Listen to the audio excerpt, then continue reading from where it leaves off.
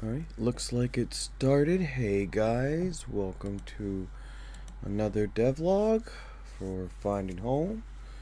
Again, I will be trying to do these devlogs every Sunday and Tuesday. Let me just test the sound. What happened to...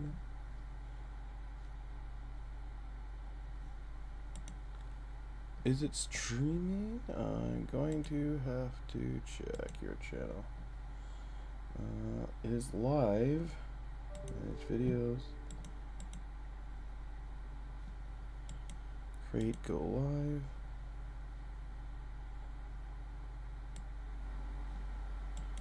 Create, go live.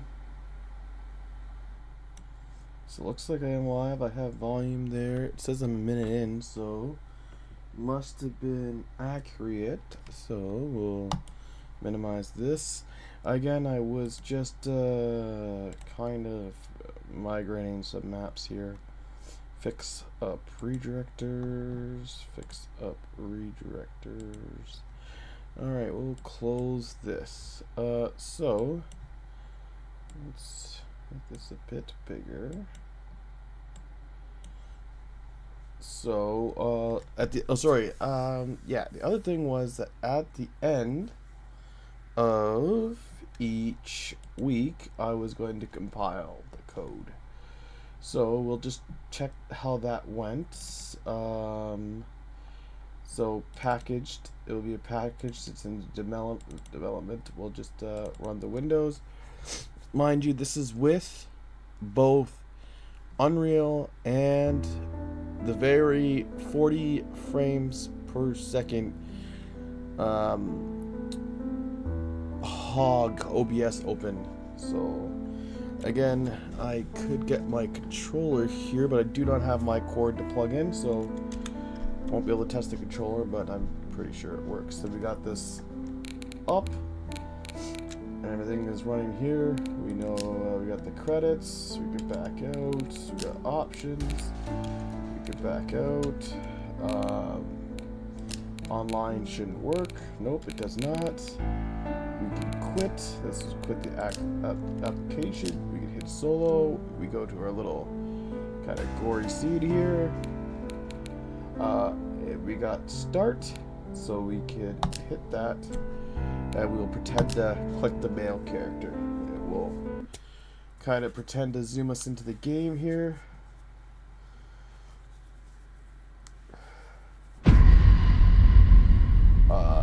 This is where we would pick a zone. We would pick like the cave map.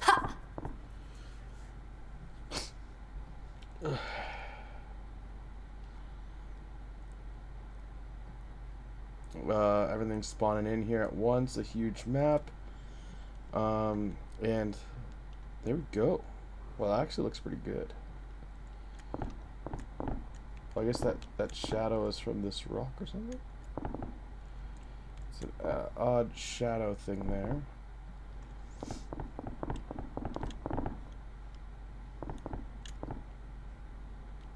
And at the end of each month, so at the end of February, I will be doing, I'm hoping to be doing a little update video for those who don't watch the stream. This is procedural foliage, so you don't really kind of walk through that.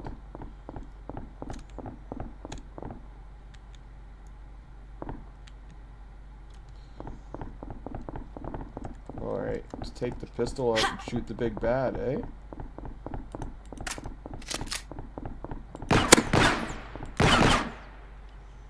Now, these guys have no sound. They just have perception radius. So I'm pretty sure we could just like sneak up on them. No?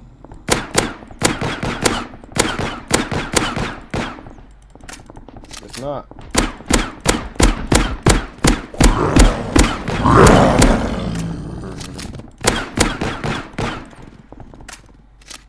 Oof.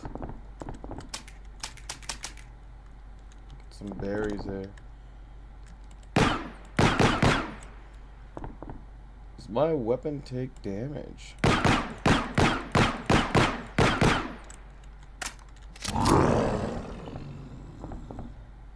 Yo, that respawn time.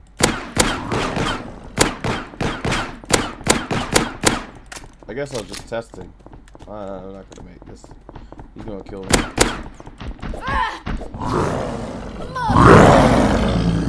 That's it. Ooh.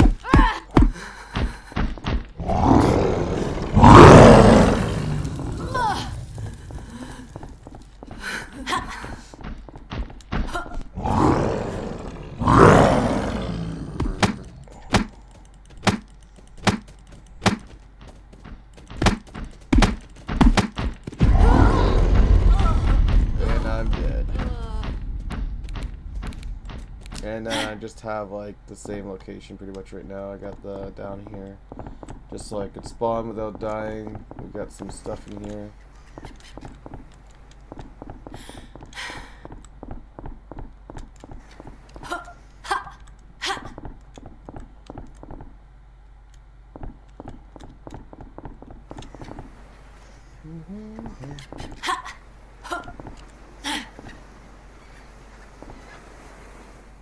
Oh yeah, we can come through and edit this.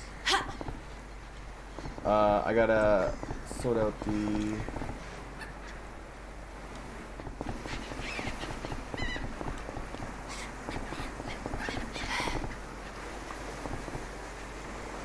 yeah. System. We got, this is the ammo and stuff we have. We have bandages. We can consume that. Oh. Well, I get this. Bandages are overpowered right now. Full health, 1 damage.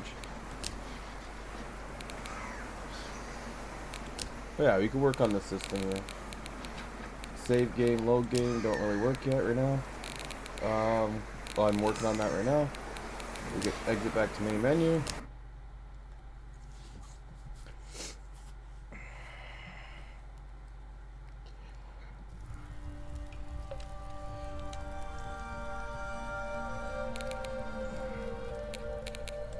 We could quit. Close application. Alright. So that's pretty good. It was running pretty good, I think. I do have a high-end computer though, so alright. And so we'll give this guy a close. And what we were working on, since that was the show, I'm hoping to also do it at the end of the month, so I could also just remind people if they haven't picked up the assets for the free for the month to that. Alright, with you guys, where we left off from Sunday was we were doing, again, this kind of menu. So we hit P here, we hit the finding home, like starting screen. We have this menu that we're working on. So when we hit solo, we just have start right now. Right? So, and as well, we want to go look at the next steps, right? So after solo, we want to have the online, which doesn't do anything. I wanted to look into that. So when I go into my systems, and for this, it will be game modes, and it's the main menu game mode that we're looking into, and we're going to look at the widgets. So single player widgets.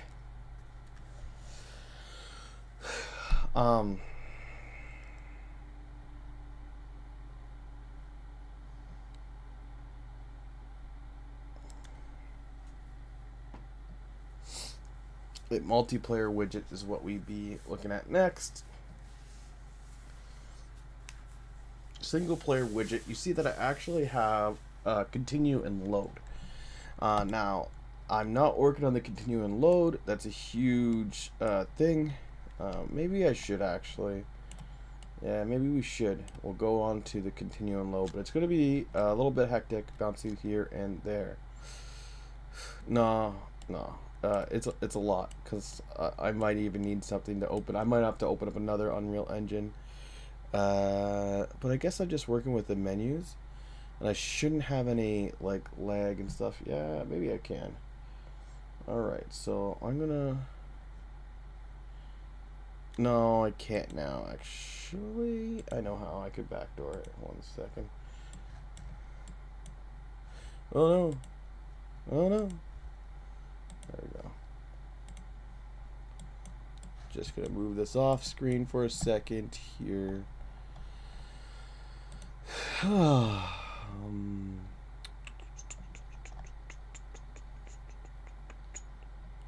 Unreal projects.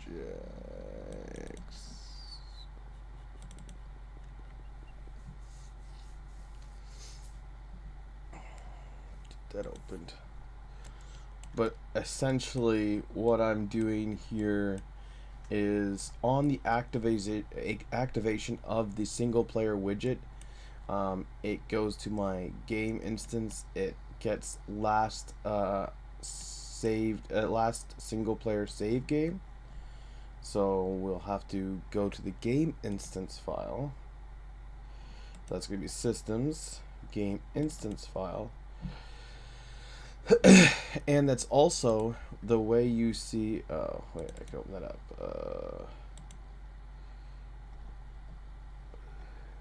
Interfaces. As I'll say, it also, when you see this little mailbox, it means it's an interface, and the interface we're looking at is the game instance interface. And so the game instance must have this game instance interface. So the game instance interface, it has get last single player game save, and the game instance, if we go to class settings, it does indeed contain game instance interface. And what that allows us to do is when this is called, it will do the event that is named this. So if we go in here, we go on to the events. We have create new load slot.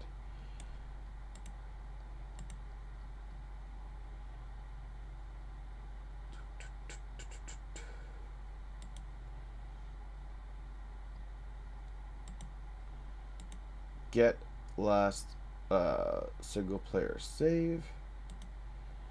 Game instance has this function interfaces. Get last is it last single player game save, and we open this up. It has nothing, right? So if this existed,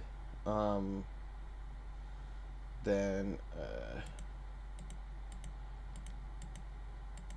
what it would do, which it doesn't exist because it's blank, then it would load the character up. So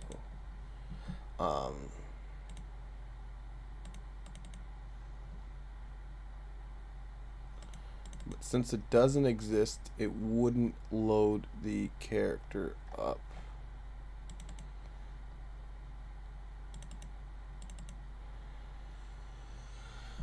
So what we're gonna need to do is put in, so I have this example here, and if I go over, so just tracking interfaces,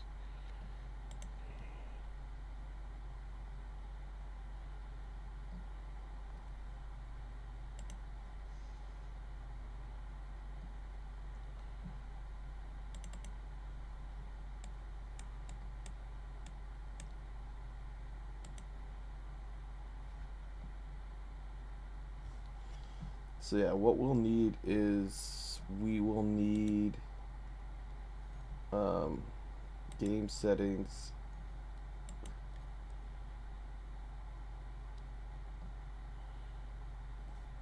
Yes, is it here? We need to get this. So we need to get our game settings. So this is a list of all of our games that have been saved, because we could have multiple game slots.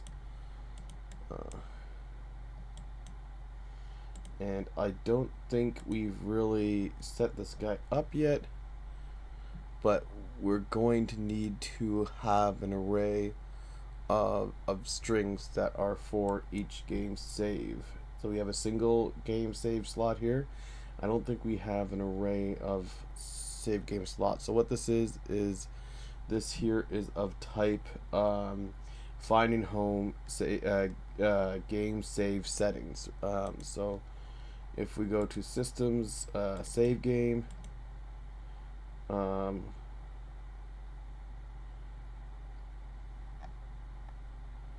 systems, save game, no, right here, game save, settings,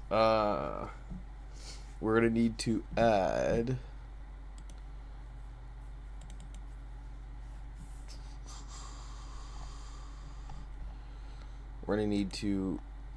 this array.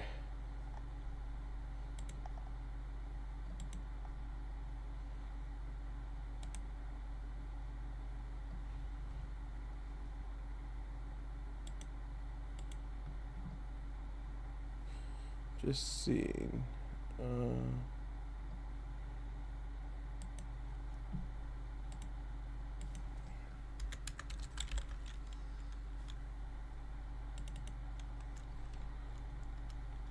It should be just a string, and we'll just call it solo game same names or something like that. So solo game save names. We'll just call it a string, and we will well, over here. Usually they have it over here, but I guess not over here. We'll just switch this to an array.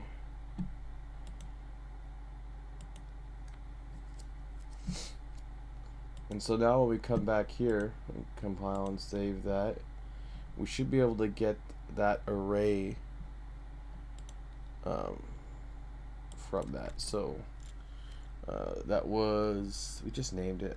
Oh my god, where's my mind today? That was solo. Yeah, solo game save. Get this. And we need to get a copy of it. Get reference. But we also want to get the length. Get length or length. That's the how big the array is. And if the length, we need it greater than 0. Greater than 0.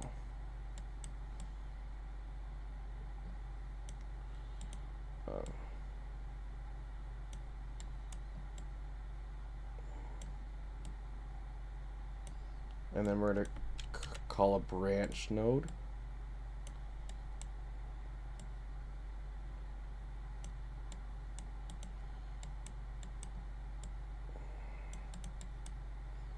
So if the number of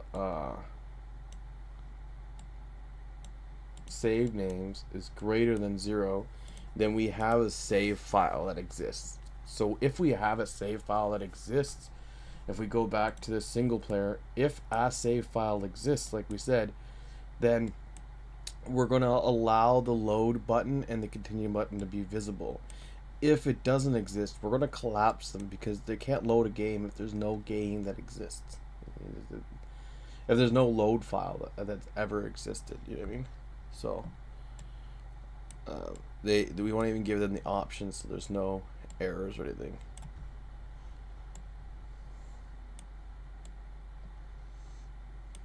And if it is true, if it does exist, then we want to load a game from a slot. Now we need a name, and that name is going to be this name. True.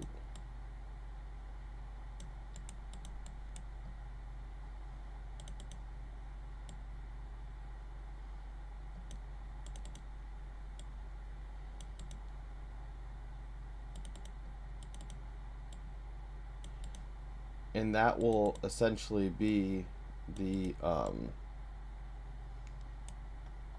last save. So this is almost be like a continue. We have to cast, because it won't know what the save is, so we have to cast it to the save session. Cast to finding home game save, which is the individual actual asset.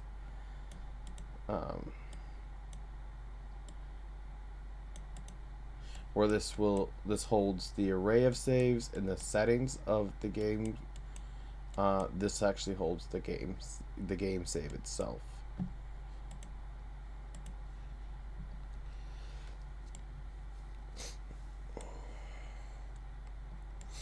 But when you're doing methods like this, you can't have it like an option go to nowhere, and it's never recommended that you have an option go to nowhere.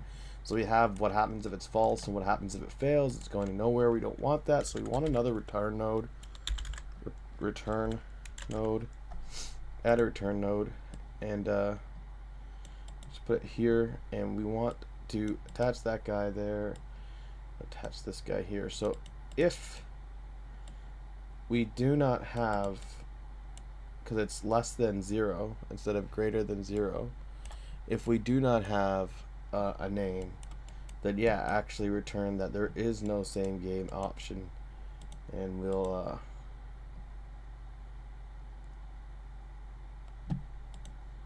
return nothing, and we'll just collapse that. Otherwise, we're going to load our character settings. Right now, all we have is is the character a female, pretty much. That's all I was thinking of loading, and then I added these names after, and later on we might even have more stuff, but the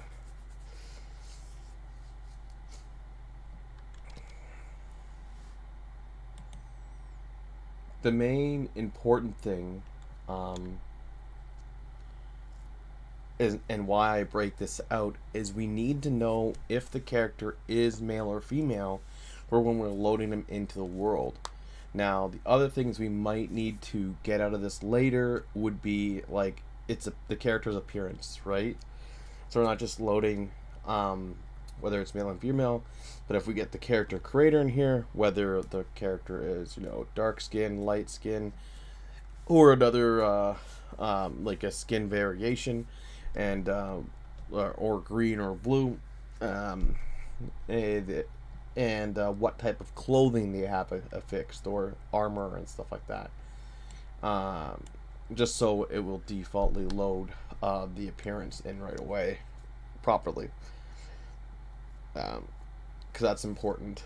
The inventory will come when the level boots up. There we go. But the name and stuff like that will get passed on. We'll have that later. The other thing that's important for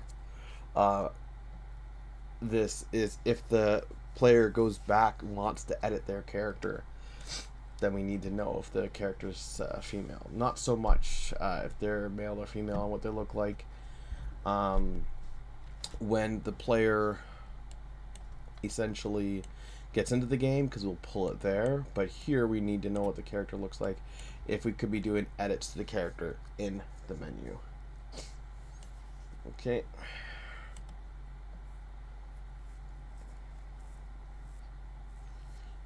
Because I might add an option later to also edit your character before going to the game. Okay, so that's that.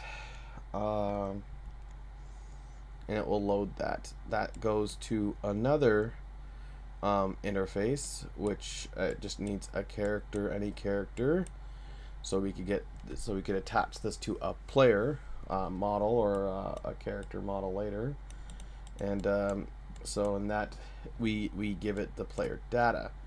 So as long as we have a character, we could get this player data information. And so we could cast from this character later to our character and set that our character's player data. Or, like I said, this specifically is mainly for the menu. So if the player was going to change the avatar that's in the menu, we would just cast the avatar as the character and then give it the proper information from the save file. And so I would need to give more than just if it's female or male, which right now that's all we'll do. So let's check on this guy, just so we would know it. So that would be the player data interface. And this is why I was wondering if I should do this or not, because it can get quite cumbersome. I almost have to like walk and talk myself through it. So this is this load function here. It has player data going in. Um,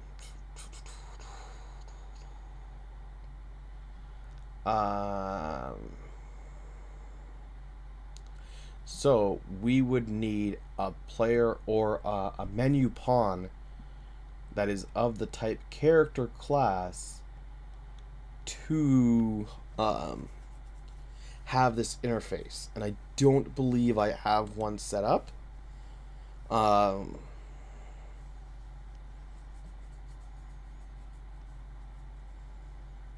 Maybe I can just make a generic pawn for that.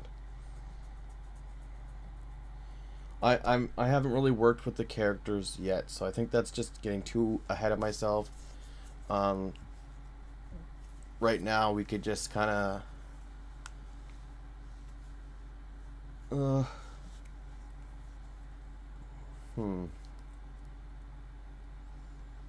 yeah, because I'd have to create an entire character. I could get a test one kind of set up just in case here. Let me see. So characters, NPCs, logic. We would make a new folder and call it menu. So menu characters, player models, and menu. There's not going to be enough that we need a whole folder for both the logic and the models, but we could have a bunch of player models later on for the player. So this would be of type blueprint. We would just do of type character, and we call it a menu character.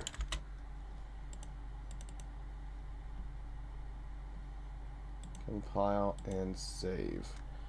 Like, and then what we would do, class settings, is we would add the player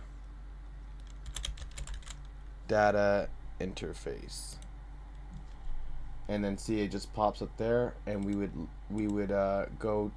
double click this, and so on event load character, we would give this character the player data of how the character would look, and we'd break out like whether it's male or female and all that stuff, and then that character would have a specific look to it, and then we would be able to drop this menu character in this position. See, we have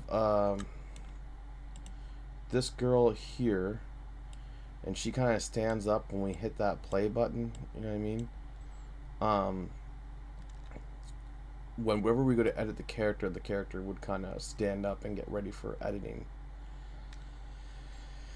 So we would kind of transition to them, and we'd have just like kind of like a back wall here. So if we take this, we could kind of 90, set this up.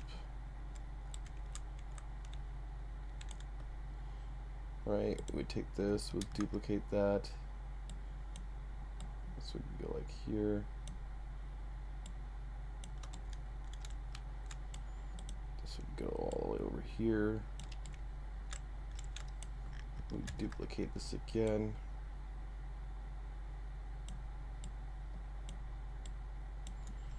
Duplicate this again.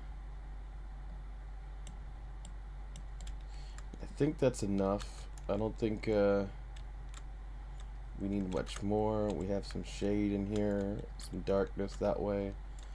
So we're gonna turn. We're gonna kind of face this person here. It should be, because it's gonna go from this, and it's gonna try to transition to this camera here, which is, it's not gonna make it before it actually pulls up the loading screen. So might as well just have like this girl like here or something. But normally when you hit the edit character button, that's when I want it to transition to this camera. So we'll have to edit that So it doesn't transition to this camera when we hit the play button, but when we hit the character edit button, because we want the character to kind of stand up and do that. But in this case, we probably won't even have the character stand up. We probably will load the character in, just so it's not heavy on the system in the background as well. So we could maybe look at that. Collection, blueprints.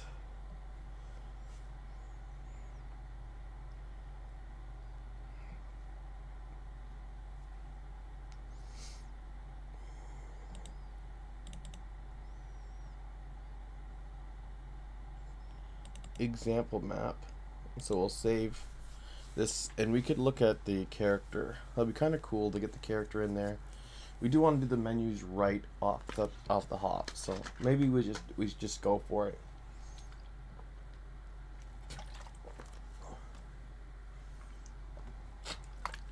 Now this is not the whole character editing system. At the start, right now, the main thing is we can get the game out there. I do want some sort of character, you know what I mean, instead of just Echo, which is the Unreal Basic. And I do, we will need some sort of character, and this will kind of show us.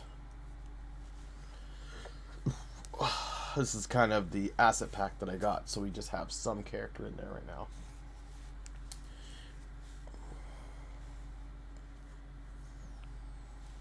I didn't know it was going to be this big. Oh, let's move in along here. They gave us an example map, which is great. I'll look at the example map, take a look. I'll probably cancel the female render map in the male render map, because I'll be preferably having. So what happens when we hit play here? I am a firefighter. Interesting. Female or male?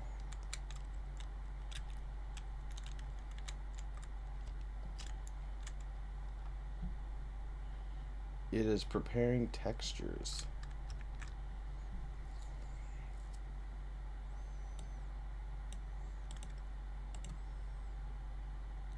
Woman, child.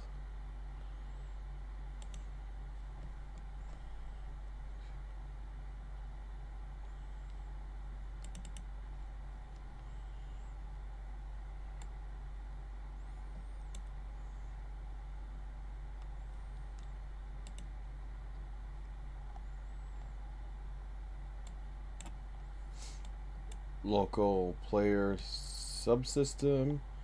We have a mapping. Let's check out the mapping. Jump, look, move. That is it. Actions, jump, look, move. So we just have jump, look, move. We do not have any so it's calling jump, move.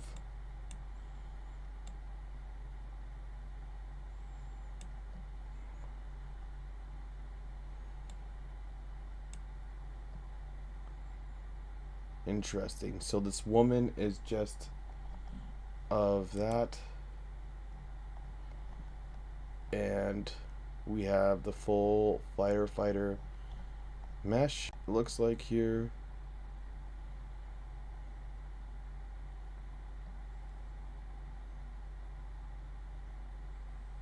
Woman C.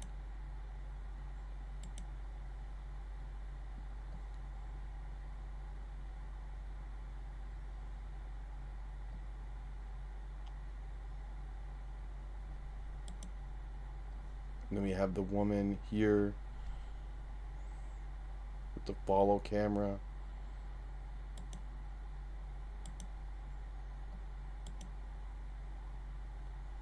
And they must have a shared skeleton. Or let's look at this animation blueprint. Oh, that didn't work. I have to click it again. Let's look at this animation blueprint.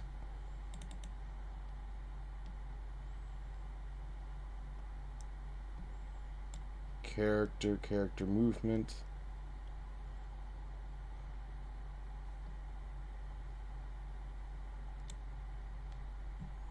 That's it. Interesting. So I'm surprised that... Let's check the skeleton out. Normally you can't just do that, like, because the two women have different skeletons. I think I already closed the other woman.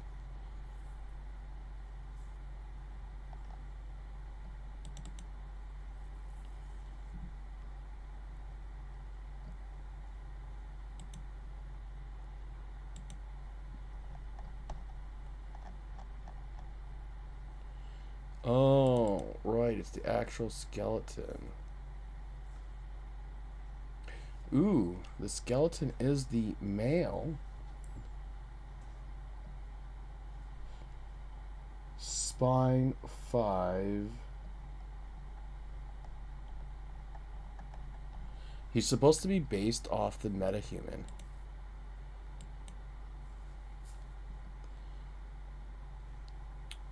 So we want to look at Windows,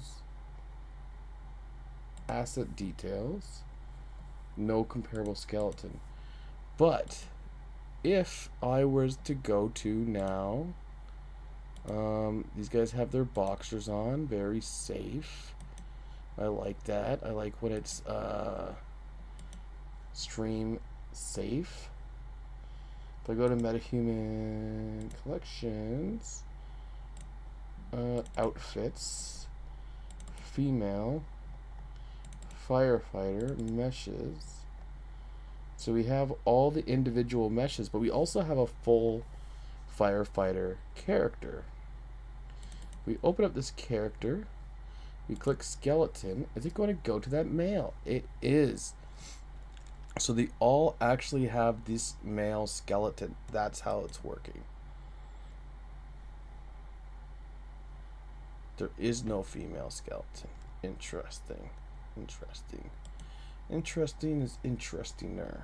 Alright. So, what we would need to do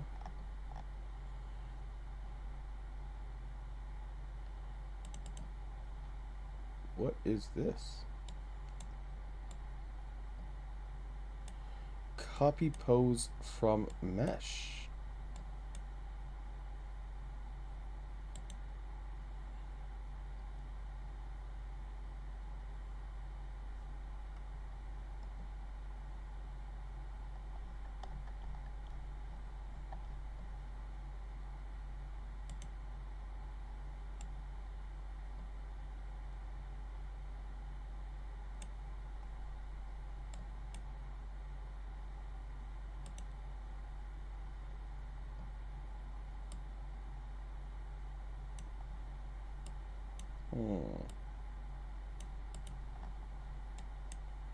And it has this rigid body too.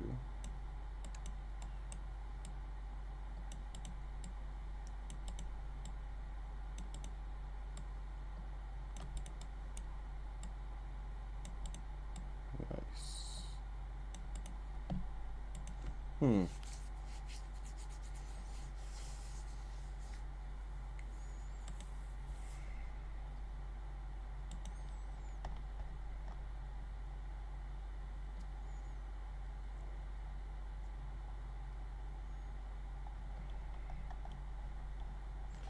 Just out of curiosity, I know I'm getting a little sidetracked here because just looking at the character,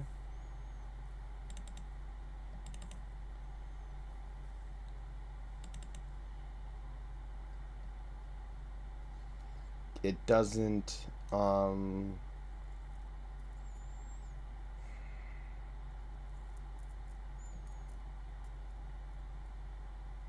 if I look at the character, it's not in the menu, and what we're focusing on right now is the menu, but we will have a character, and we will be bringing this character at some point into the so we search that. We can close this now. We will be bringing a character at some point. So we are going off the Quinn. Here is the skeleton.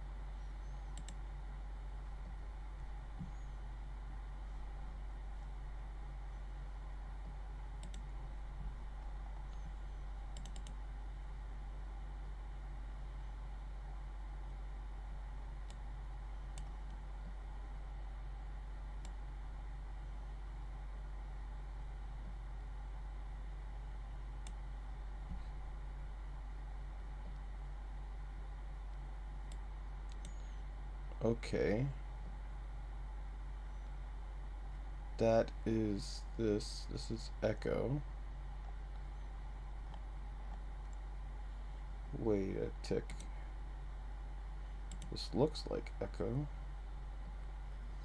Echo real-time retargeter.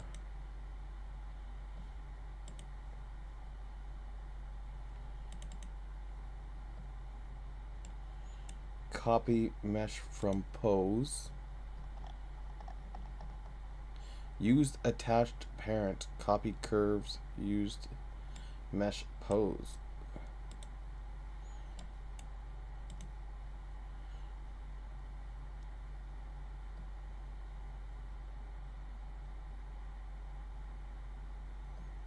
Feel like I'd want to click this.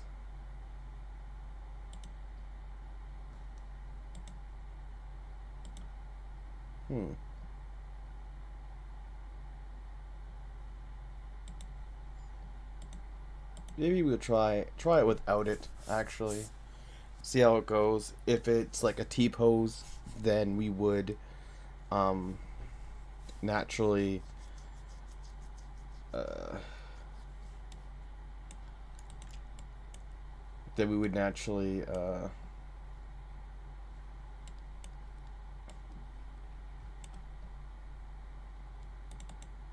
it's the fire jacket. Okay. But yeah, if it's like a T-pose, then we would add that. We would add this mesh button to this guy. But for the menu, that's good to know. It might be easier to add that character than I thought might be later on. But for the menu character, we're going to go back to collection 22, blueprints, inputs, female, previews. We have all these different previews. We just want a plain one. No, we might want an extensive one, actually. It's just going to be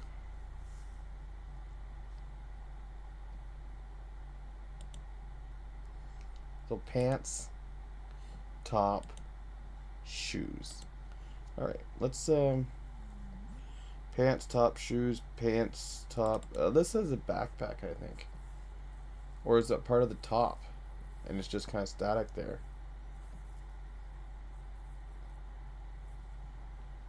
Oh, here we go. Pullover, pants, hat, gloves, boots, coat and backpack, and head. So all of these don't really have. This is the body here.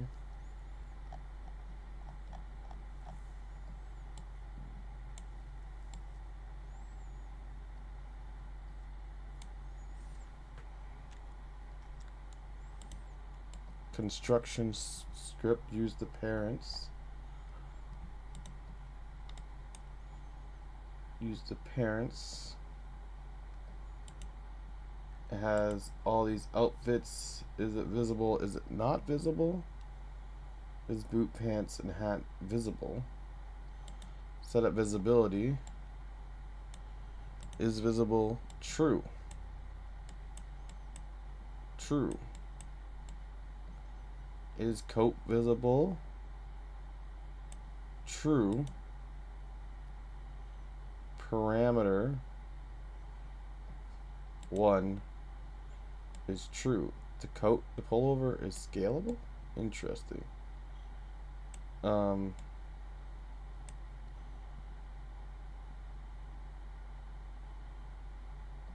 Pullover 2 is scalable.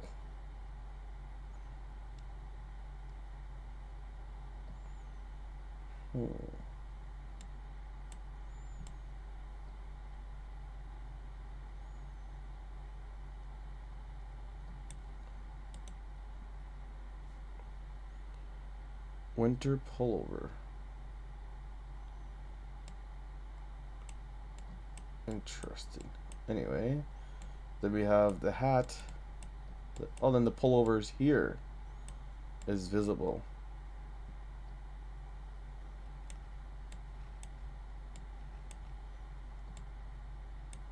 So, if the coat is not visible,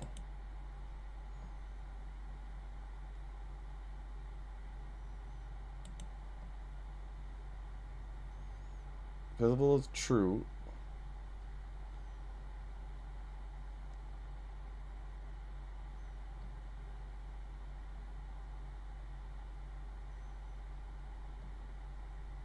Let's do viewport.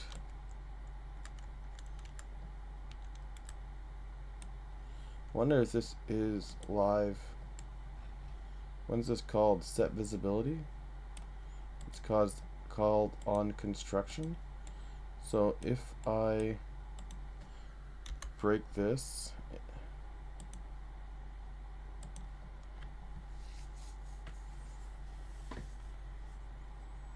and I do viewport, nothing changes.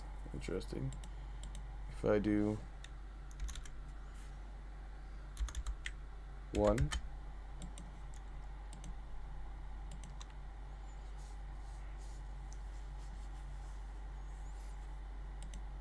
nothing changes because the pullover won't really be visible because it's underneath the coat.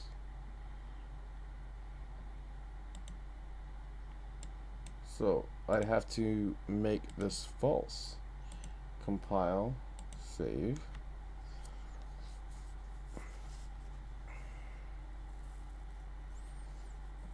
Is coat on?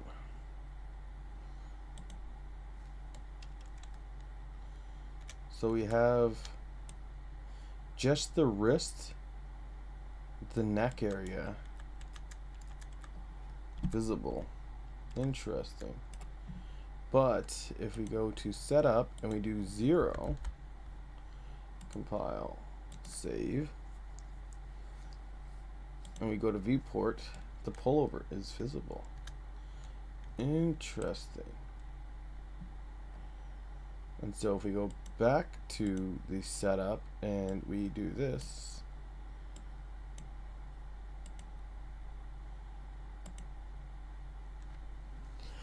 since this is now false, I guess the coat would be 1 and it would still be visible. And then if we change this back to true, compile and save and go to viewport, now that the coat is visible, this apparently gets set to 1, which makes the coat actually just the neck piece is visible and just the wrist is visible. Interesting. Alright. But I don't know why you'd have the visibility set or not set on this. But we'll go back to the actual parent. The parent, we got event. On begin play, okay, construction first. On construction, we have setup visibility.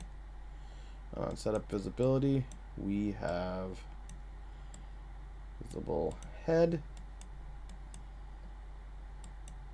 which we added more than just the head later on. But we would undo the head if it's first person, or yeah, pretty much if it's first person, we usually hide the head, which we won't be doing for our character. So this is On construction, we're just setting up visibility first, and the visibility is just seeing if the head's visible. Got it. We closed that. Then on construction, the next thing we're doing is setting up outfit. Ooh, this looks a little bit bigger.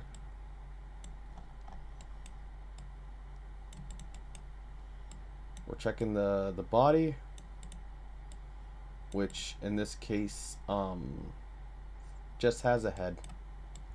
We're going to loop through all the body parts, which in this case just has a head. And then link head and body to receiving animations.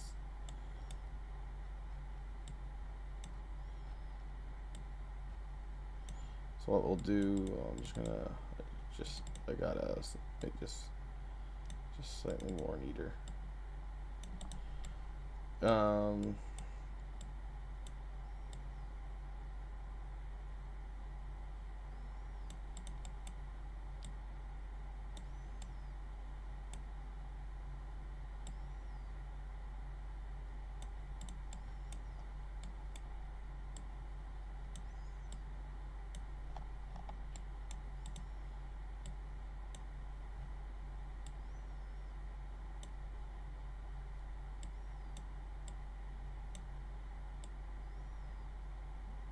Do right there, and then this will be right there, this will be right beside it, and then this will be nice and flat and flush.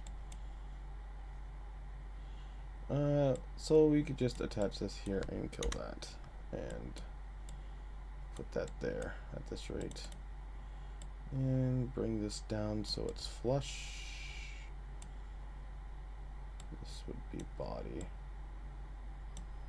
So yeah, it's getting the leader pose. Nice. Didn't realize that's a smart way of doing it. That way it doesn't matter how many pieces it has. All the body parts will be linked to the leader pose, because it'll just go through the array list. Nice. That's pretty smart. Alright.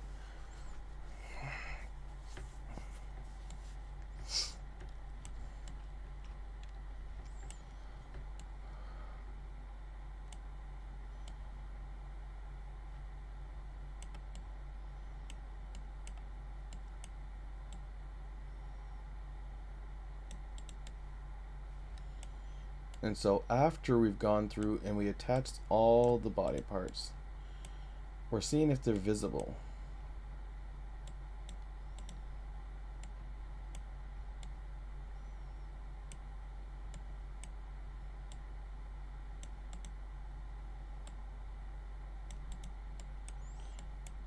And if they are visible, we are reading from the data table, which is something he's created, macro right here, which gets the outfits data table, goes through it,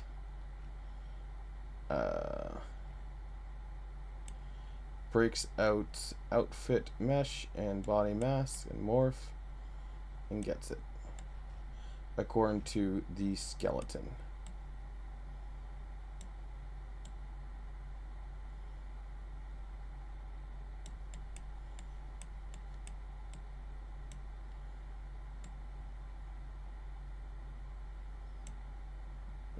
See what's wrong with just putting that there.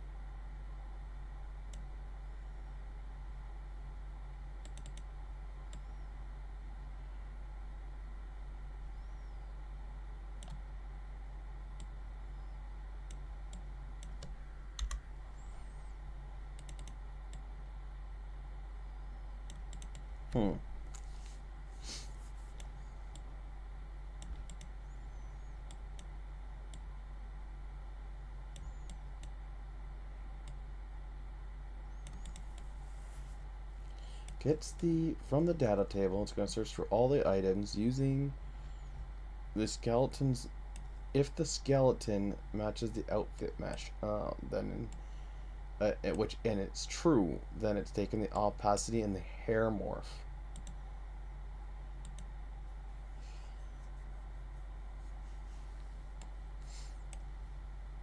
I see. And that's how it's getting the setup hair. Well, no. We weren't on that. We're on the construction still. Setup outfit. That's how we're seeing that the body mask is valid. And we're adding the body mask to unique.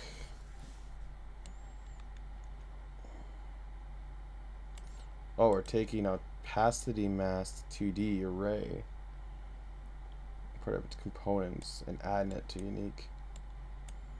Okay. Once it's done, taking the body, creating a.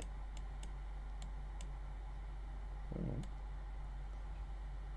So this is pretty much creating the character there, and no matter what kind of thing it is, and we're setting hair morphs.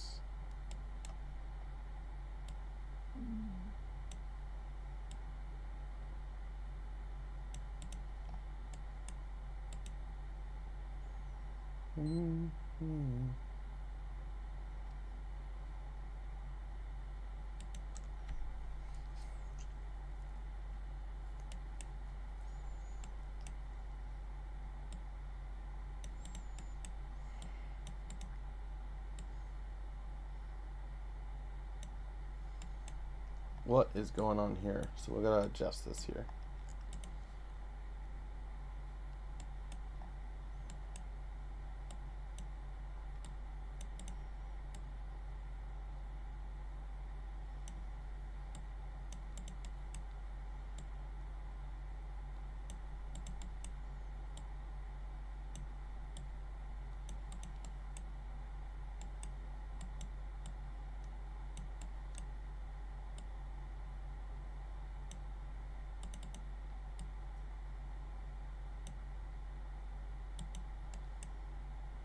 Let me bring this all the way out to here.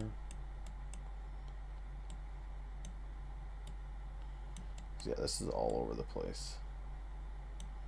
What is going on? There's some sort of loop-de-doop thing going down. Ugh. Can't believe this get all messed up like this. So there's a for loop happening. That's what's happening next. So get that for loop in there. And just so we have it. So this is female preview. And so already I notice is hair visible. This is material instance, female's hair instance specifically. That's the source. It's looking for the material instance for the female hair. So this will not work for our male setup. We're just casting to a generic skeleton, generic body. This is the female body instance again. So again, double the female. So we will need to know if the character is male or female. It is specific. The data tables are specific. A lot of the stuff is specific. Okay. So we need this kind of thing created for the male as well. Interesting. Got it. This is the male person actor.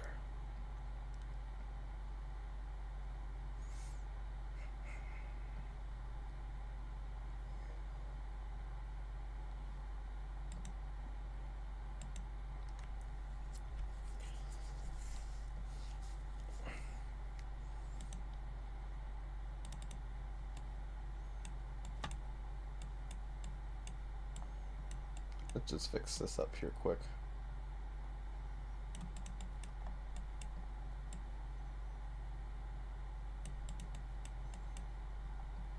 Ugh. At this rate, I don't even know if it'll be quick. That's why I'll stall in here.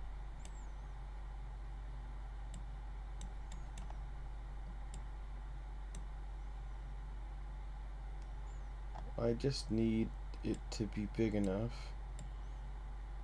pull that guy. The rest of the things are in the way and need to come out. Don't need to be here.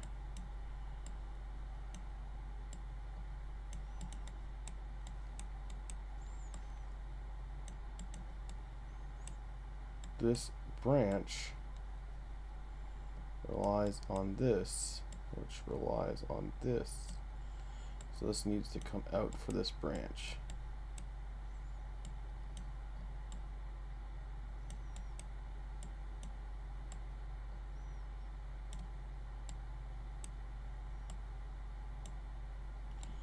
Oh, literal name none. Okay.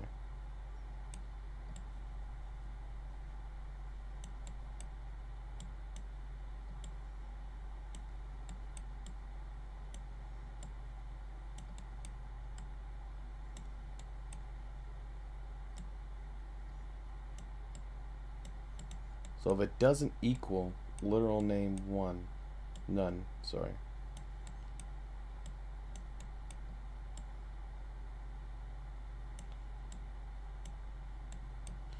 And it is visible. We could almost just do that. If anything,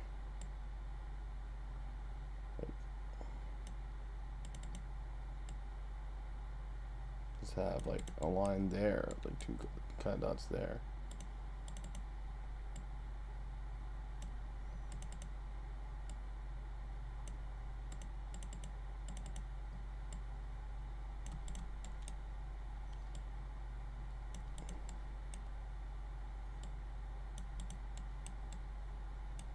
Then set the morph target. The head.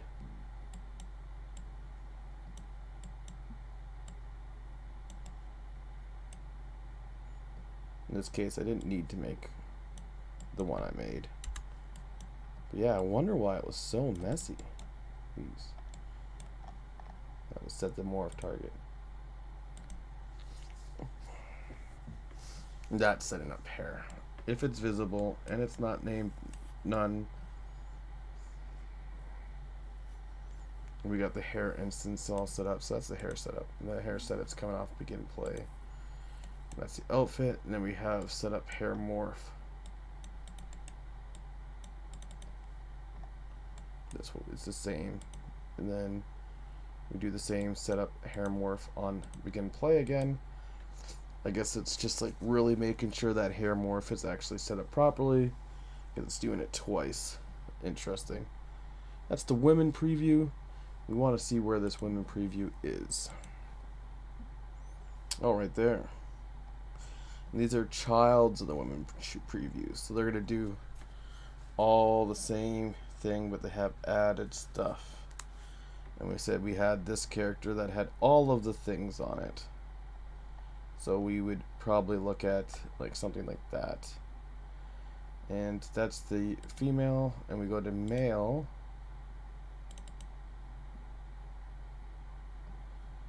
Playable. Oh, it should be the same thing. Preview.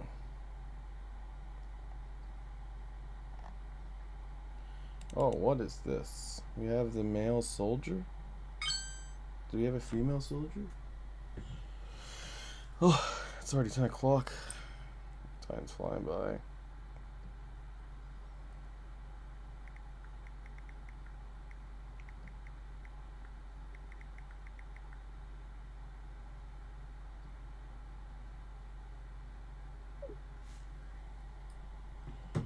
Rolled sleeves, plate carrier, knee pads, boot drops, bag waist, U-port.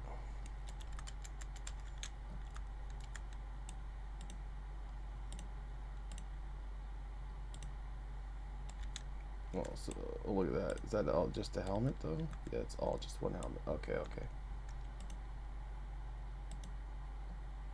I don't think I did anything there. Shouldn't have said I had to save it, compile and save it. All I did was touch it anyway. Yeah. So this guy comes off the preview mail, which should be the same. there's that same kind of method there. And I think it was probably this is way better. It's way better. Um, and again, most likely it's going to have the hair mesh, and if we go into the construction and we do the outfit visibility, it should have the male body. Okay. Yep.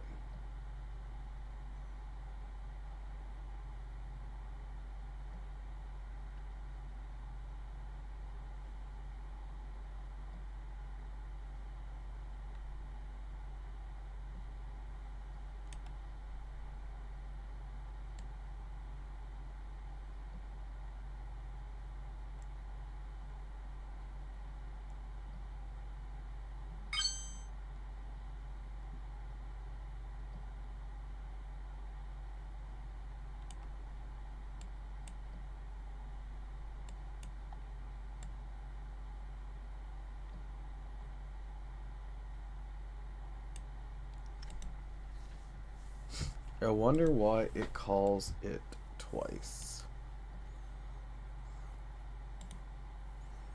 And the child is literally just the thing that got it. Is the actor the next thing? Is the actor? Oh no, it's gonna open Visual Studio.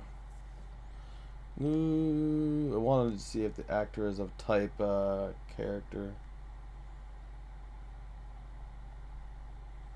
Let's just close this. No.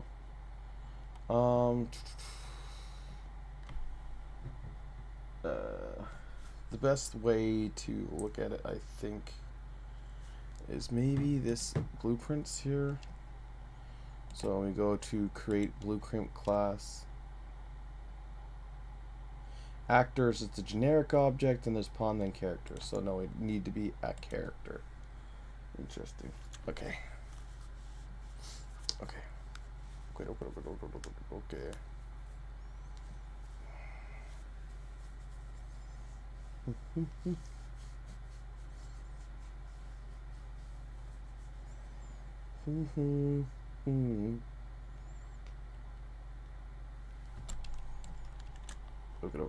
Okay, okay. I think I got it. I think we got it. So, finding home, levels, main menu level.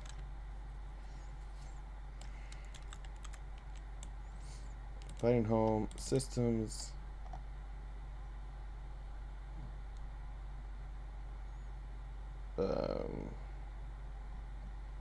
Oh no, it's just characters. Menu. We have our menu character.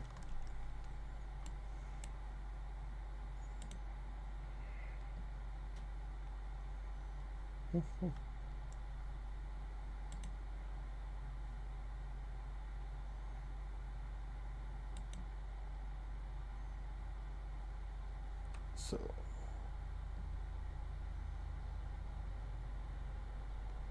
I think we actually used body somewhere.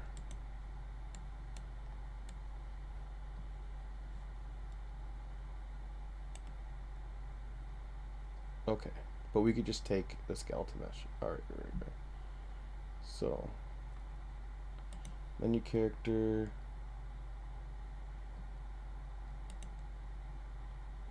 Mesh 0.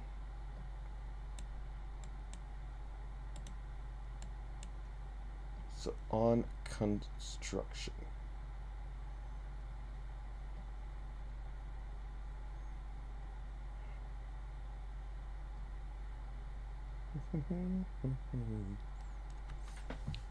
On construction. We'll go to the preview mail. We need to have a set availability function. So we're gonna copy this.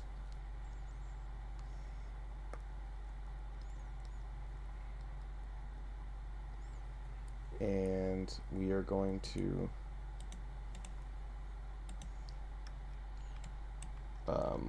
right click and paste.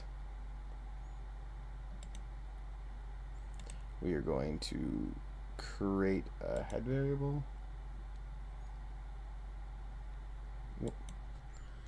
delete, delete.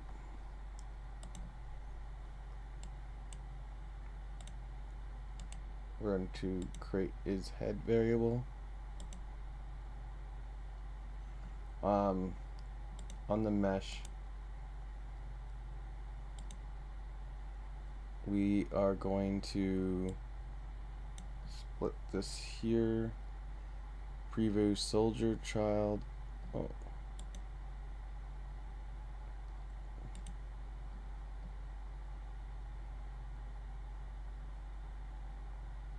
No, I do want to open the man, but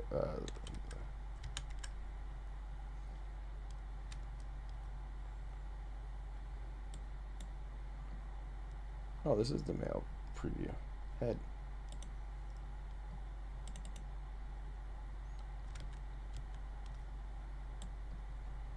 I want to bigger size this.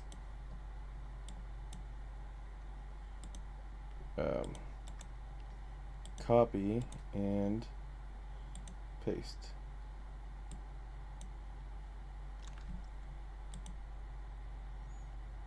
And we're going to take the head and place it there.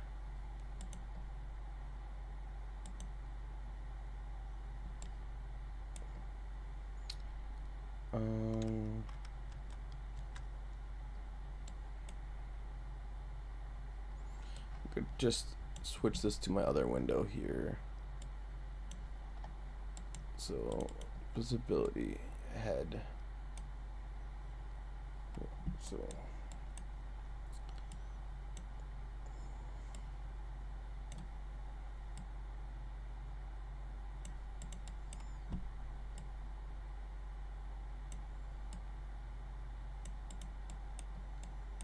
and that's all, not all we're gonna do. We're gonna add the other ones from the preview later, but we'll just get that there.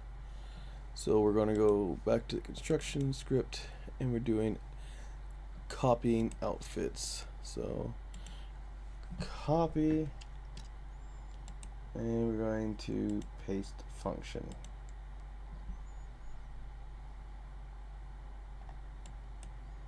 So we're grabbing mesh,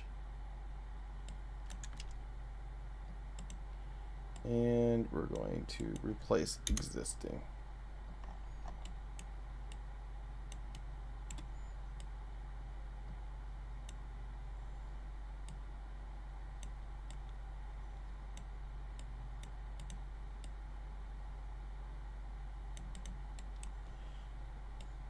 Oh, actually, that should go there.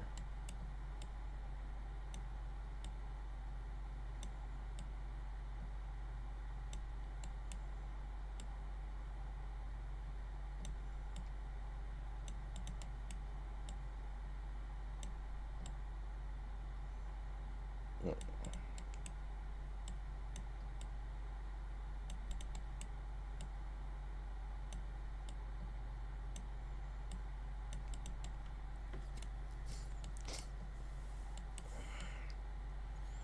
This is one of our classes, so we're going to make sure that it's neat. Oh, right, we don't need that.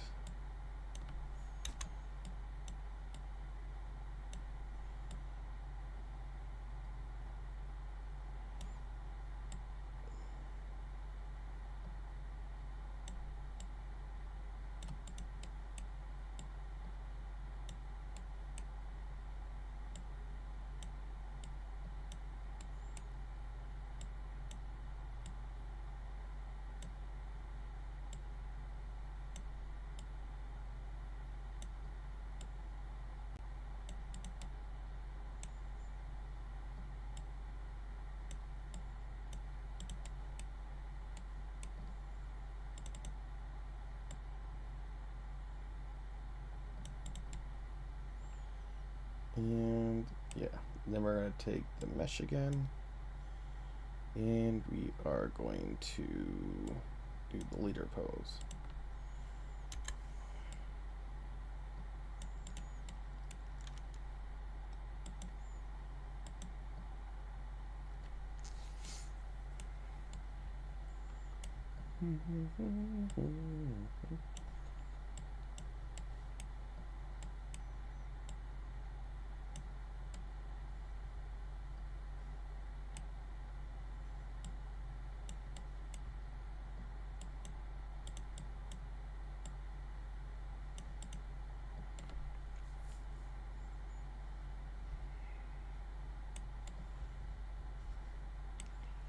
We want it to be at least 3 from the bottom. This guy here. Just like, if we do that, and do that, I guess. No, then it has this pushback. I don't really want to push it back that much.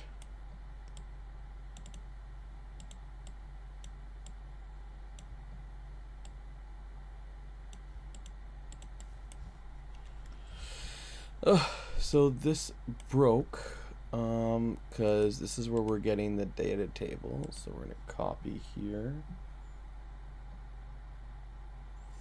We're going to do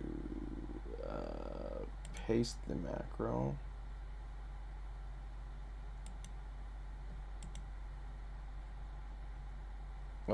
The macro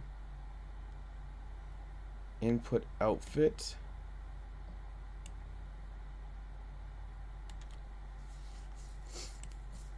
we're also going to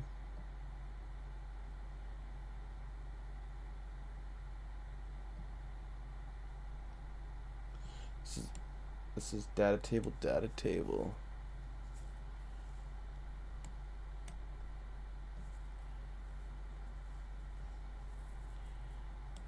So we drag this out here just so we know this is still attached to. So this should be there. This will be lined up.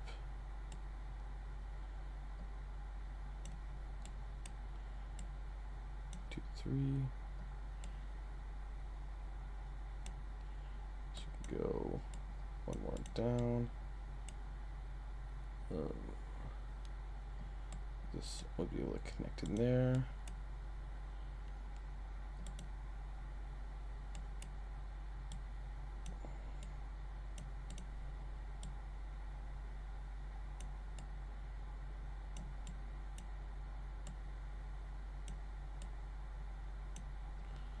And we are going to get the output mask. Put it in there. True executes here. Hair morph. We're not even using the hair morph, are we? It's just the way we had the function set up.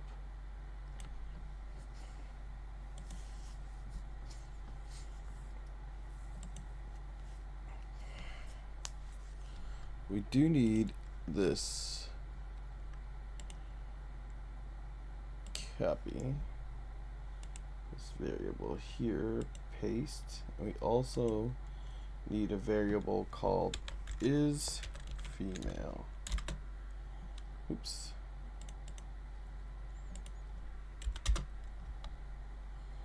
Is female.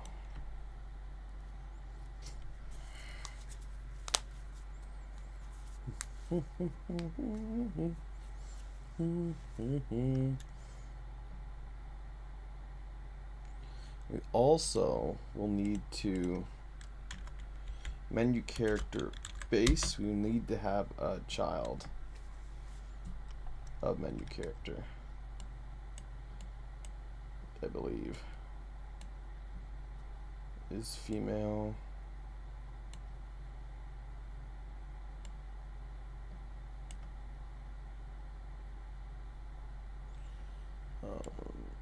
Yeah, there's nothing if it's false.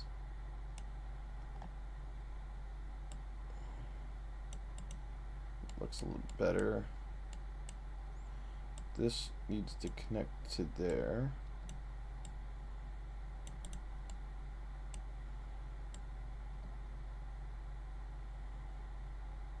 Actually, kind of prefer it. This was there. then this was here. And then we kind of had that like down. Like that. 1, 2, 3 off.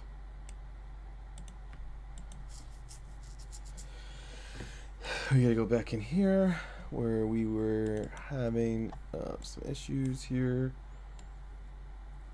I believe.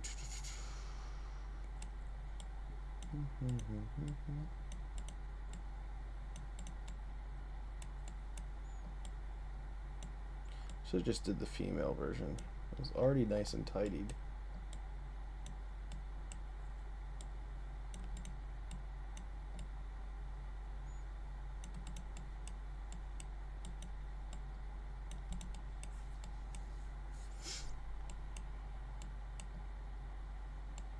There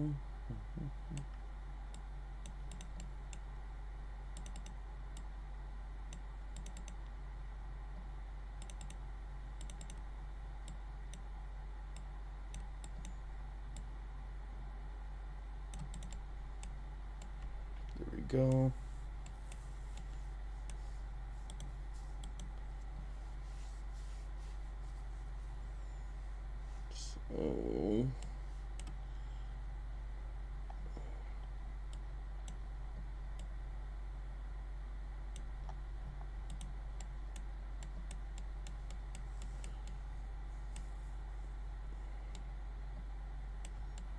So that messed up a lot of stuff, like spacing wise.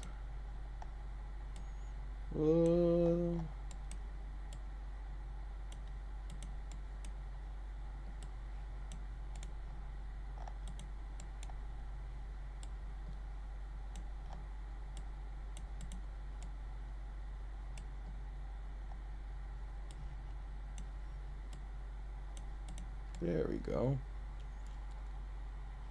Lot better spacing wise now.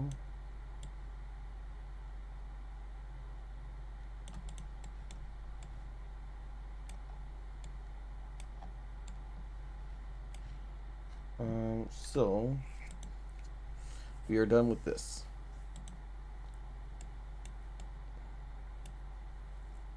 We are done with this.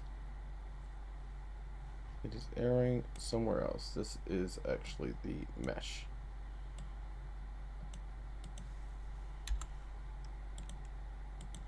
So I just want to go back just in case. So on construction, there's nothing. We need to add that on construction. On construction, we just started getting the thing. So set visibility, which we go into set visibility. It's just doing a head thing, which is generic. Great. Close that.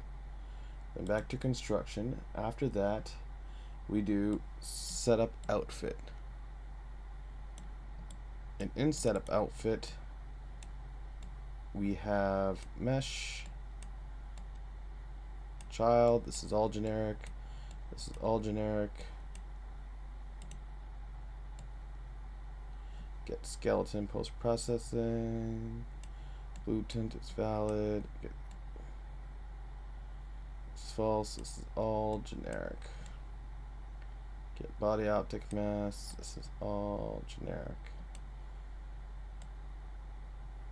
And this here is finally not generic.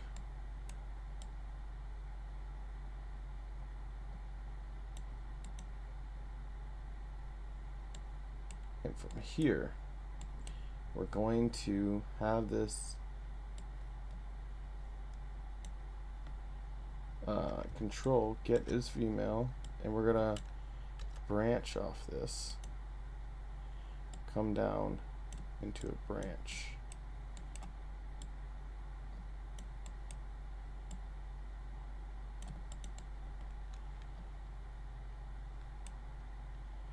And so we'll throw this down here.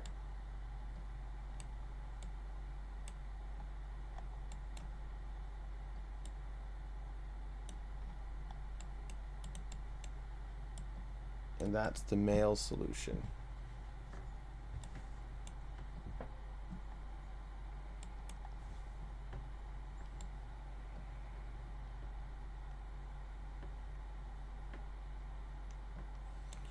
just gotta double check that the female solution, so the woman preview, is the same. So I'll drag this out.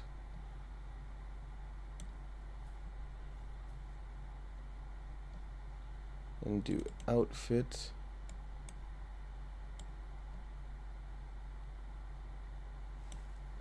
Control C.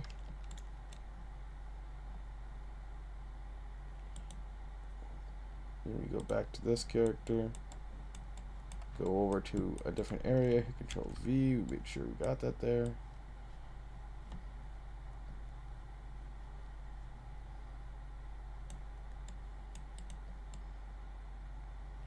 Zero 3 body optic mask.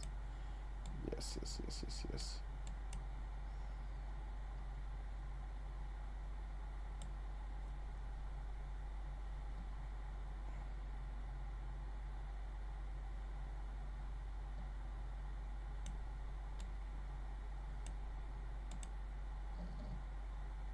Collapse to function. New function.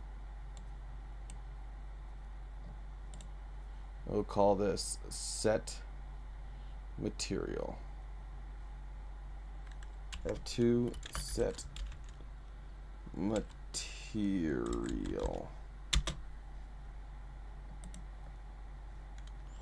F2 setup outfits. Set visibility, set up outfit, set material.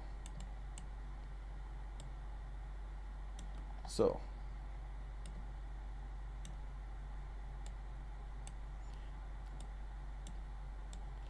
if it is female, we are going to use the female body instance and set material. 1, 2, 3.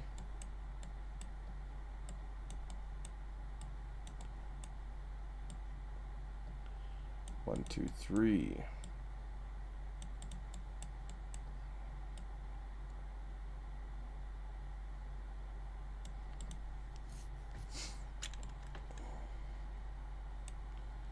And the target is mesh.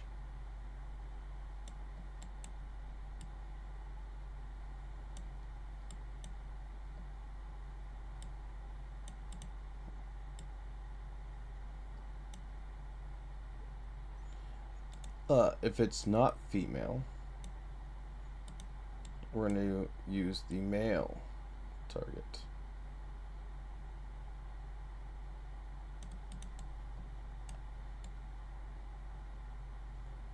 Body. Now this is the same, so we will duplicate this and we will do that.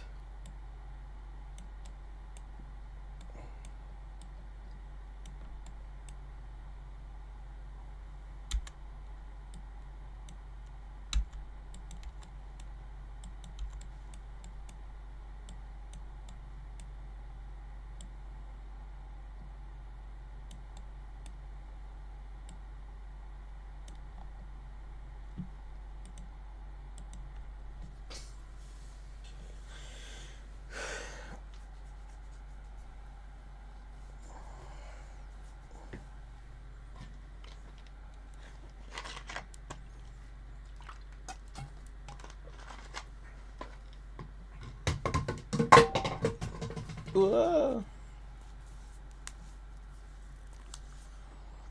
Then we could import. This is just the regular female. We could close that.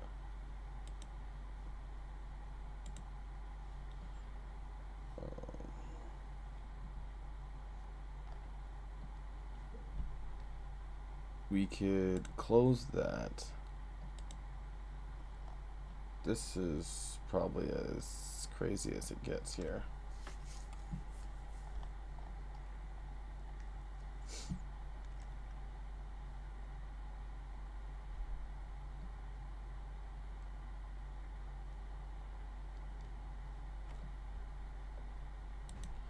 But yeah.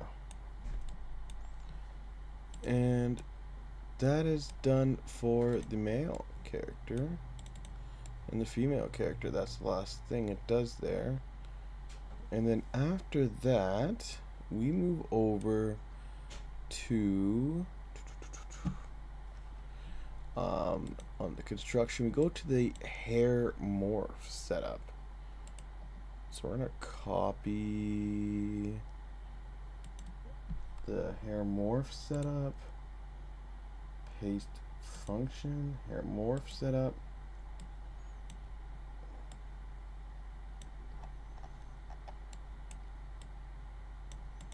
We have a head already, so that's gonna work.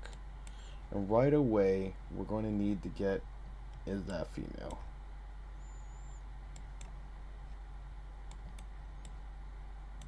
We can bring this back. We're going to need to know if the hair is visible. So we're gonna create blueprint. Let's just check here. By default, these variables are true.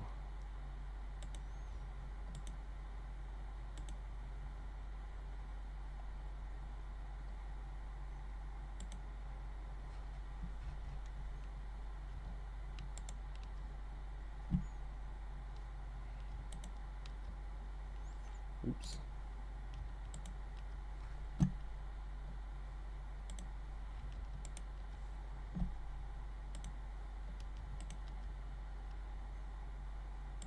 Body and head.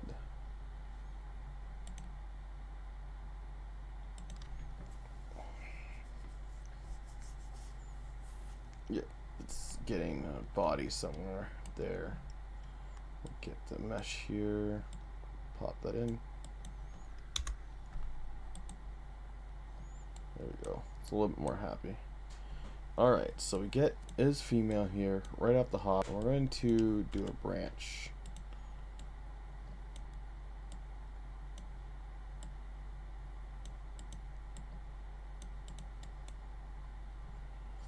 And if it is female, we're gonna do this, or if it's not female, we're gonna do this guy. But if it is female, let's go back to our war. Female here, construction, hair morphs.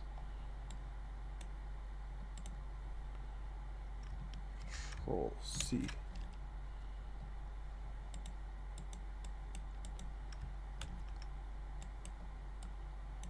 If it is the female, oh, I noticed that the element is different. We will continue to check them both. This is the male, this is the female. For now though, we will highlight all this and collapse the function.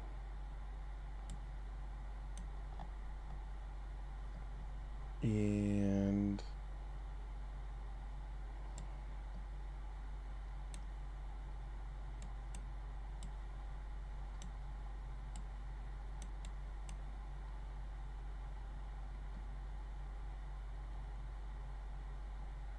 in function,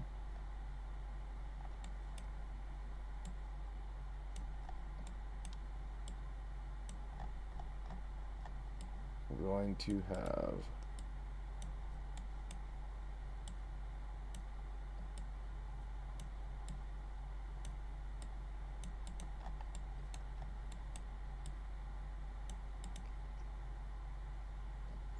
is hair visible?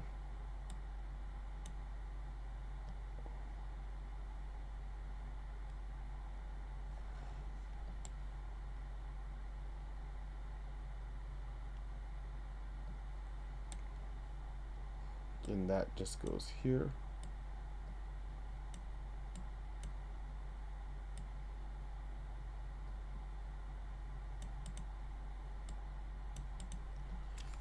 And we actually take out these two pins.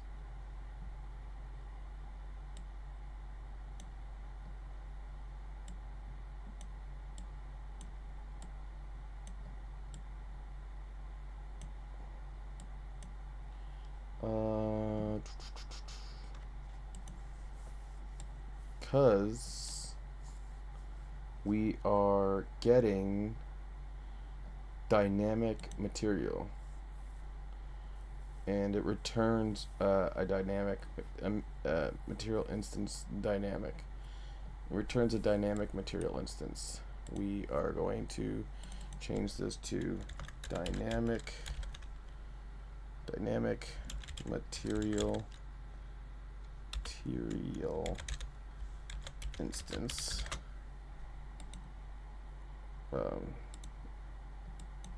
We could delete this. This is specific, and we'll call this.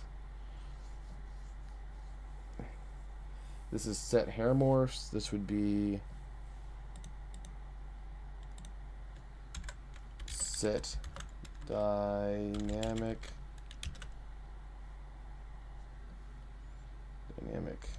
material instance.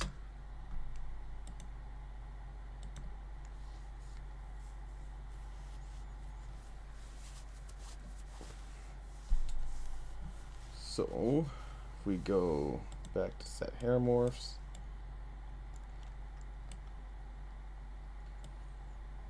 we need to apply that there.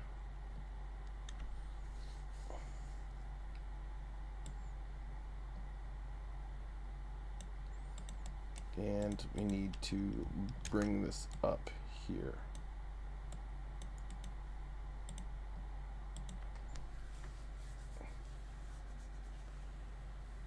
Oh, we need to attach this.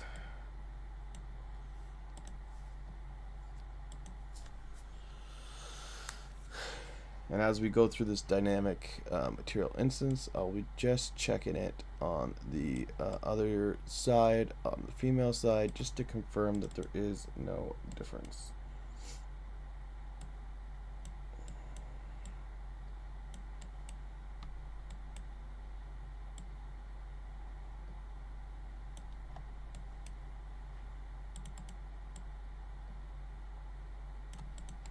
So we just got our branch.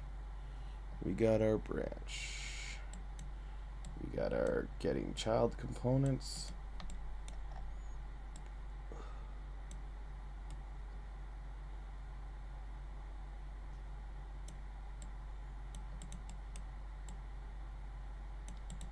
We got our getting child components. We are casting to just a generic skeleton mesh.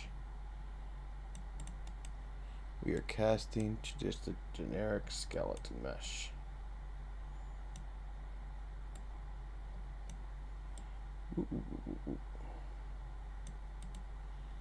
We are reading from data outfits table. We are reading from data outfits table, which again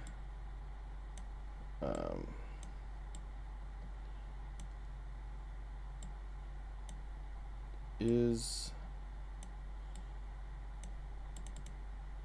generic.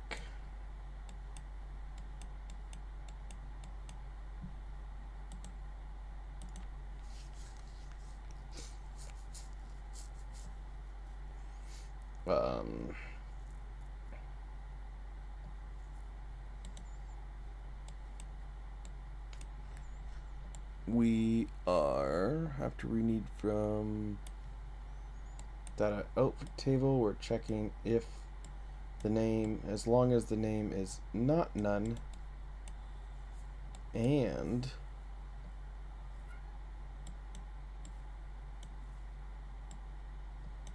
the hair morph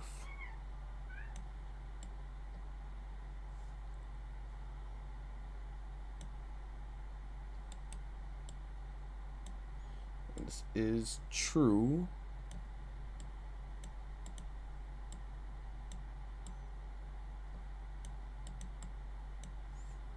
then this case I will bring this back and bring this up.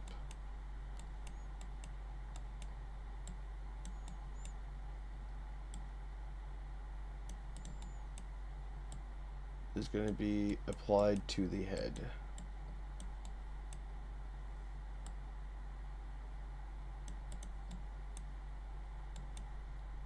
We could bring this up and over.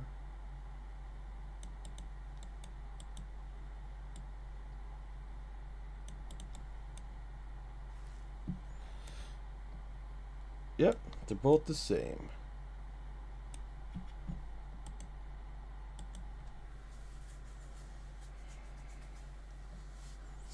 And if I check the viewport, we got a lovely guy here. He is very tall. And I check the viewport, we have our guy here.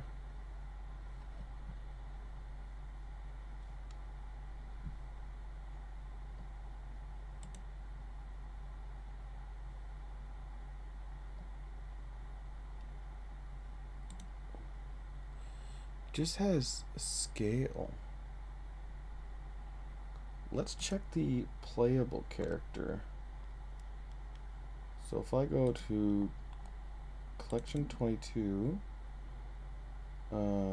blueprints, male, playable male, mesh. So he is using mesh here. He's using a mesh. Check the viewport. It does. He has it at -90, and the rotation at 270 to have that like this. Whoa, it does not like this. I'll go back, I guess. Exhausted memory. Anyway, so we'll do -90.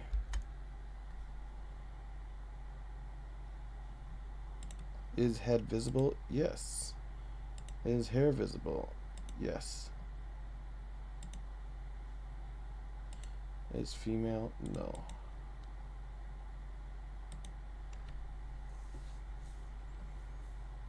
Yeah, is hair visible and is head visible? Yes.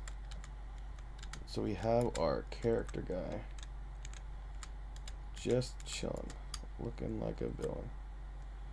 There we go. Then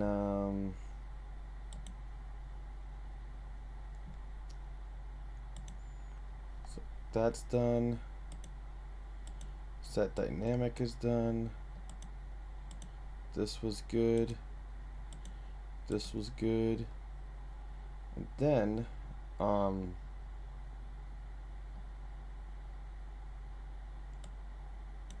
you just have, we could delete that actually right now. Not using the interface, we'll be using it on the child. If we go to our event, we're just calling the hair setup again on the event. Set up hair morphs, just in case.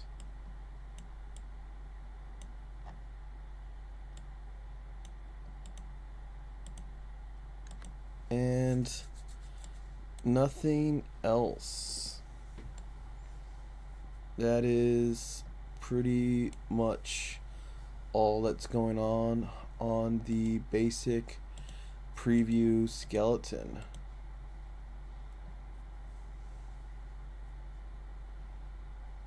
So we could close most of this stuff here. Components. So yes and yes. Now we have this preview, and again it just calls the it's a child of the male preview.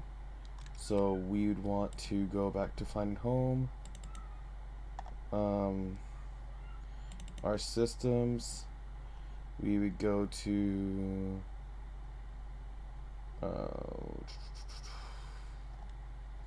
oh no, it's characters, menu character, and we're gonna create a child blueprint, and we'll just call this guy menu character. He'll just be menu character. And I don't think we're going to have tons of menu characters, so I'm not adding the underscore BP to this like you kind of should. Right? And since this character is done, we're more focusing on these two now. So, like I said, we want to make sure we do the construction script. Yes.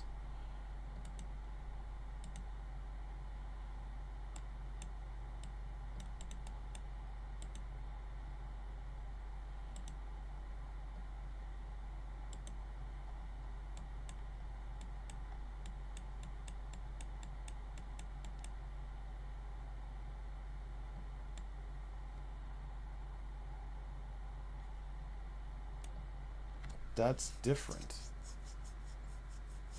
We gotta check that out, actually. We go to collection 22.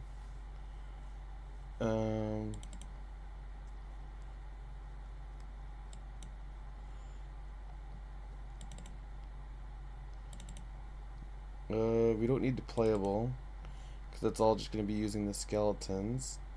We want the actual preview. Check this guy. And that's just a puffy jacket, I think. Winter jacket, prison outfit.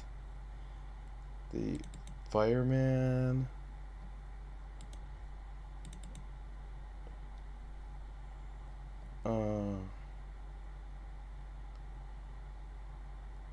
The man there.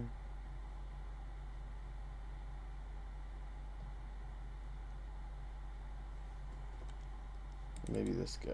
So we got, let's see what's going on here. Chemical suit is visible. So yeah. We'll call it armor.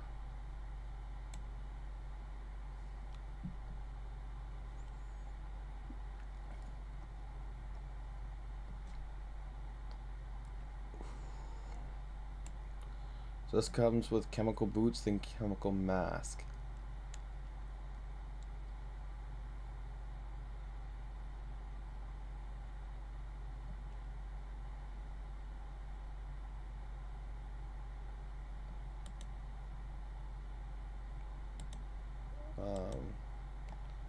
This is shirt and then plate carrier. This is has hat. Let's do look a couple of the just visibility actually. Viewport, viewport, viewport, and viewport. So this guy, he has a mask, and then he also has the hood, which is like a whole onesie actually. And then the boots. This guy has a shirt, and then he does have a separate undershirt, and then the pants. So you might want to, this is a part of the body, okay. And then this one here, there's I think this might be a whole body set as well. Nope, that has the top, bottom, boots and gloves. And that's all the part of the mask set there. That's all one piece. There's not anything else. The flashlight, I think, is a part of the coat. No, the flashlight is actually a part of the mask as well. And then the helmet is separate. So we need 2 headpieces for sure. This hood is a part of this, and then the hat, and we know we have a shirt underneath.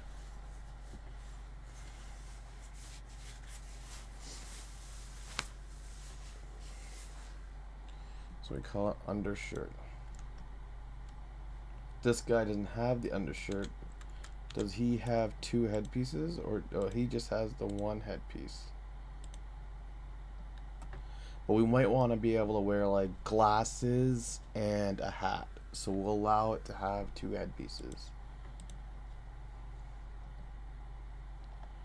And so when we're looking at something like the 2 headpieces, which aren't our head. We have the mask and we have the helmet.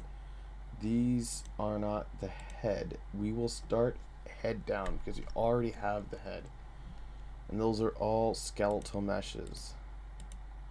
So we go back to here, and this is the menu character. We duplicate this and call it head accessory 1.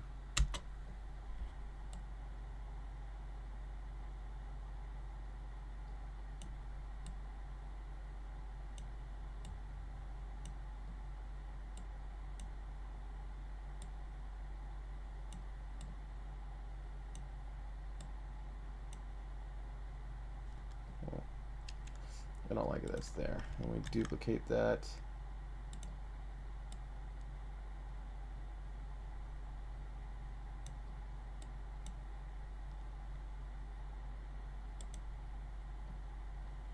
Alright, and then we duplicate that and see what happens.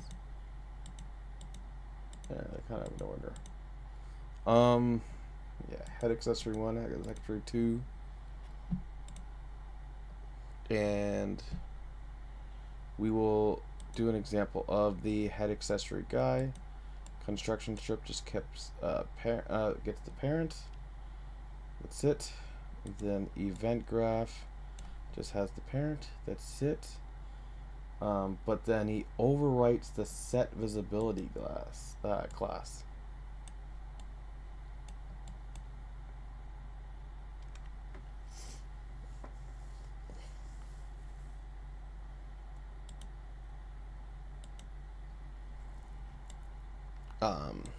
And he has is helmet visible and is equipment visible. So it's just right off the hot, just is visible. Alright, so we're going to go to our character. We're going to go to our functions. We're going to override our set visibility class. And he does it right after the parent visibility. So it's something like this. We're just going to copy this here, and we're going to bring this over to ours. Paste this here.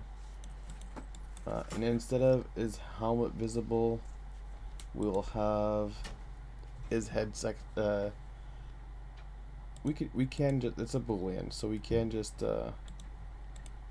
create variable, not local variable, create variable, and we can just rename it, and we'll call it is head accessory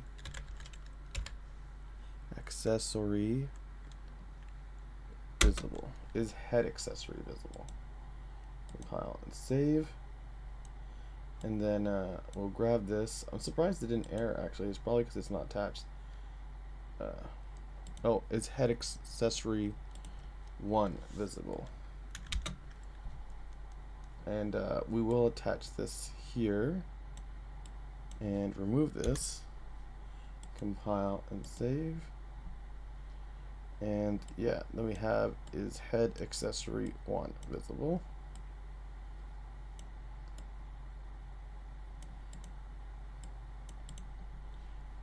Compile and save.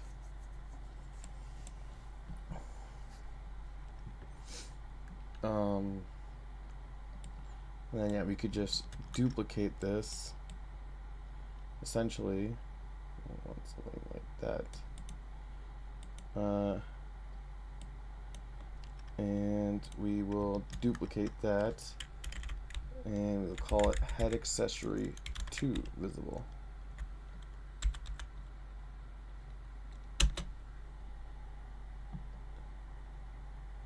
This will be visible, shouldn't it? Visible.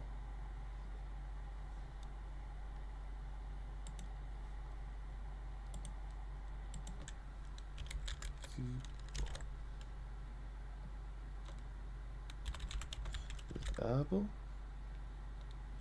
Oh, it's visible. Okay. Always gotta check that English writing, you know what I mean? So go back to our character here. So what we're getting is 2 visible.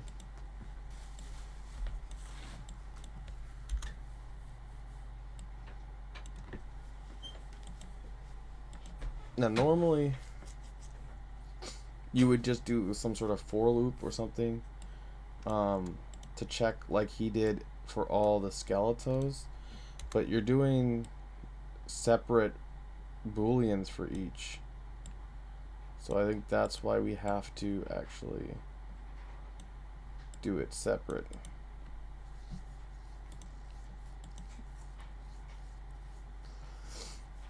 All right. The next up, if we go to viewport again, is the chest. So this is just one chest. This we know is 2 chests for sure. This we know is just that's part of the headset. So again, that's just 1 chest. This is 2 chests and a back accessory, and that's a backpack. So we will not count that. That's 1, 2. And this is just another accessory. So we'll have 2 pieces for the chest.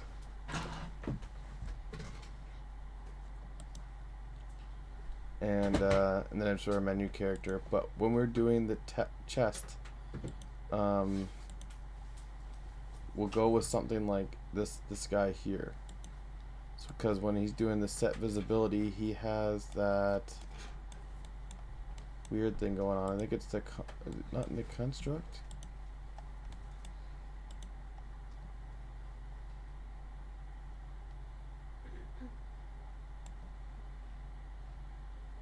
Is it just the female? Did none of them? This guy doesn't do it. It's the firefighter. This is the winter male 2. Visibility. He does this. Parameter is suit on.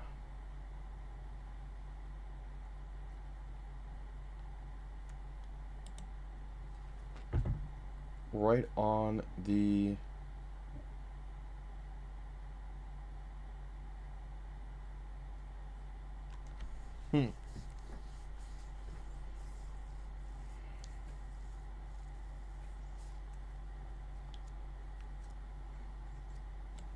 I don't think that matters because this guy's not doing it. So let's do a quick test actually, if we can. Maps, example map. Don't save. We want hunting, hiking.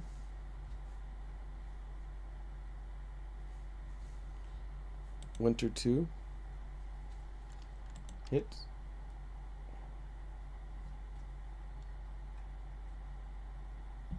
And so when he's running, this guy actually has the full sweater visible the whole time. And it looks like it does not affect his it doesn't affect, so we'll just go with that. So we'll just have shirt and outerwear.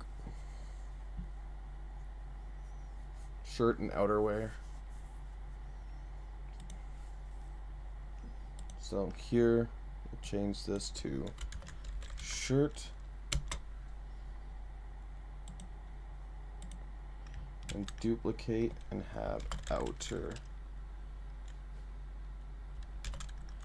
wear.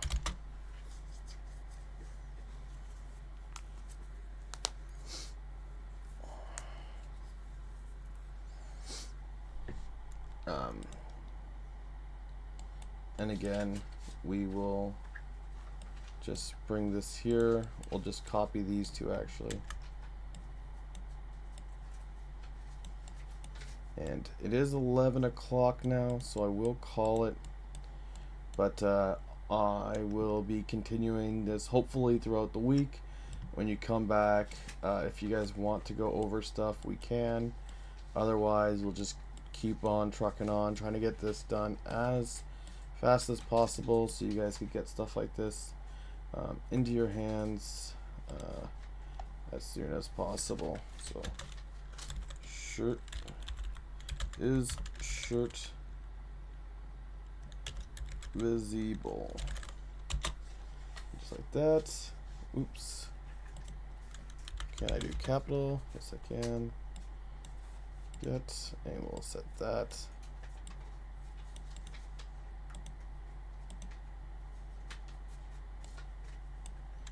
And again, we'll get this. This is outerwear. Hit the plus version. Is outer wear.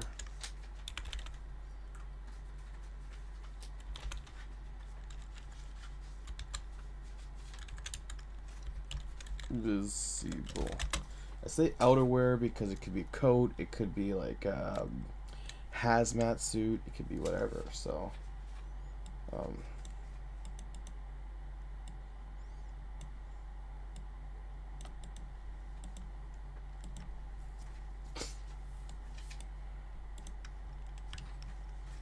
but I think that's gonna call it for the night.